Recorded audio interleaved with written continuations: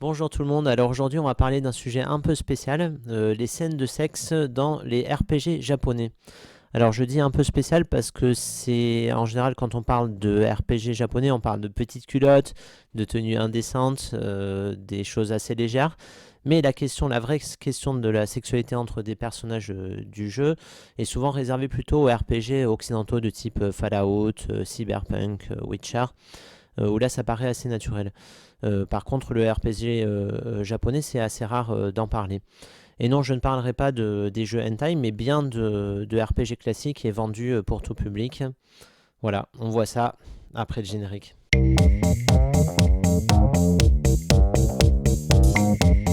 Alors, le premier jeu de la liste, le plus soft quand même, c'est celui que tout le monde connaît, et c'est Final Fantasy VII, sorti en 1997. Alors voilà, les remakes de 2017 et 2023 ont tenté au maximum de cacher les références sexuelles du jeu original, par exemple en faisant passer le Onibi qui était une vraie maison close pour un simple cabaret. Et alors que dans l'original, on a vraiment affaire Onibi à une sorte de maison close. Alors au Japon, on appelle ça des salons de massage ou Sopland, dans lesquels des hôtesses massent les clients, voire pratiquent des masturbations, etc. Dans le jeu original, on peut observer que le Onibi de Final Fantasy VII fait clairement référence à ce type d'établissement. Par exemple, d'abord les rideaux d'entrée sont peints de deux magnifiques kanji onna, qui veulent dire femme en japonais.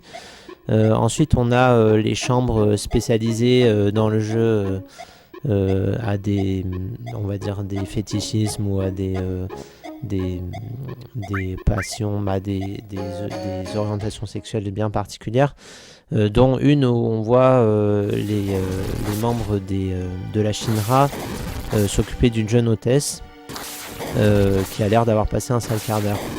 Et les employés Shinra d'ailleurs prient pour que la femme du président ne soit jamais au courant des activités qui sont pratiquées ici.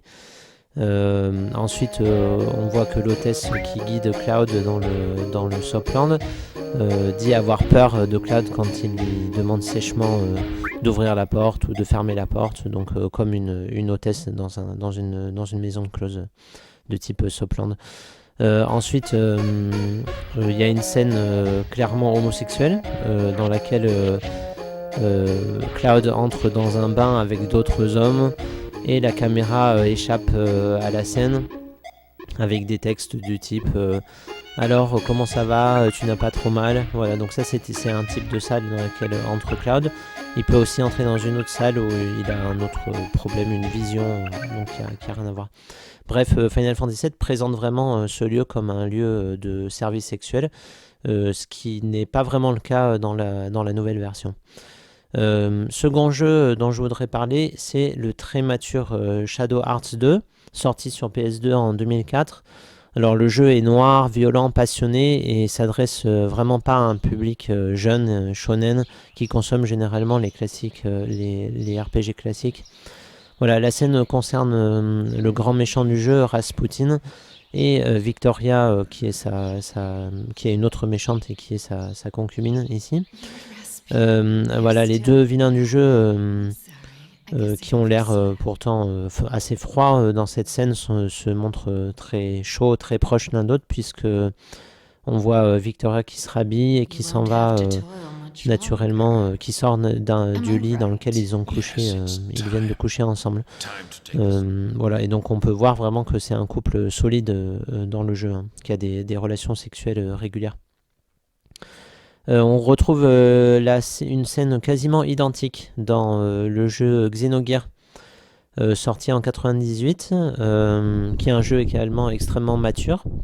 On a exactement la même scène, c'est-à-dire entre les deux grands méchants du jeu, donc Miang et Ramsus, qui ont des rapports très forts entre eux. Donc dans cette scène, on voit Ramsus qui discute avec Miang, qui l'attend dans le lit nu aussi.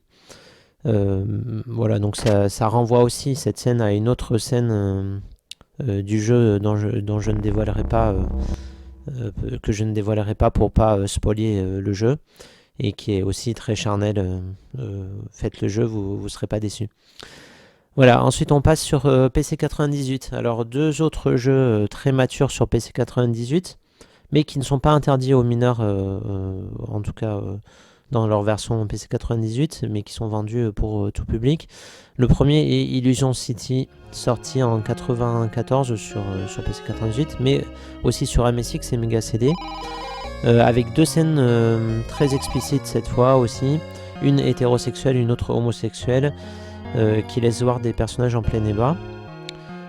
Comme quoi le jeu vidéo n'a pas attendu 2020 pour mettre au centre des personnages et des relations non conformes. On dit toujours que aujourd'hui seulement on a comment dire, on montre la diversité dans les jeux vidéo. C'était déjà le cas avant, sans le forcing qu'on a aujourd'hui en plus. Voilà, donc le jeu Illusion City présente ces deux scènes. Le jeu est très très violent, beaucoup de scènes à connotation sexuelle, et bien sûr inapproprié au jeune public, bien qu'il soit vendu à tous les publics. Et le meilleur pour la fin, Giten Megami Tensei, qui est sorti en 94. Ah oui, Illusion City était en fait sorti en 91 en fait, hein, je me suis trompé, désolé. Donc 91 pour Illusion City, 94 pour Giten Megami Tensei, lui aussi sur 98. Donc pour ce jeu, il y a quand même une polémique de savoir si le jeu est interdit aux moins de 18 ans ou pas. Moi, j'ai rien trouvé sur la boîte comme quoi alors beaucoup de sites le classent comme un jeu interdit aux moins de 18 ans. Moi, en regardant la boîte, j'ai rien trouvé sur ça. Il est vendu tout public. Voilà, donc qu'est-ce qui se passe dans ce jeu? C'est un jeu qui est constamment rempli de références sexuelles, de scènes sexuelles. Les monstres sont constamment dénudés, se présentent des personnages féminins dénudés. On a des scènes qui parlent, comme cette scène où une infirmière parle des relations sexuelles qu'elle a avec un docteur. Je vous laisse regarder un petit peu cette scène. Ensuite on a une scène dans les quelques premières heures du jeu où l'héroïne se fait violer et dépecer par une horde de monstres. Alors je censure les extraits dans la vidéo YouTube pour pas avoir de problème. Voilà. Alors voilà, Giten Megami Tensei est vraiment l'époque où Atlas faisait des jeux qui étaient clairement à connotation sexuelle, avec des scènes clairement sexuelles. Aujourd'hui, on est très loin de ça.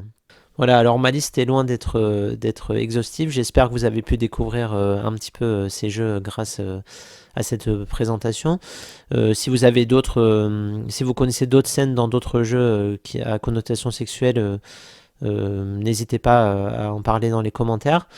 Voilà, donc si vous avez aimé cette vidéo, bien sûr, aidez-moi en likant et en vous abonnant. Et à très bientôt sur Rétrovisual.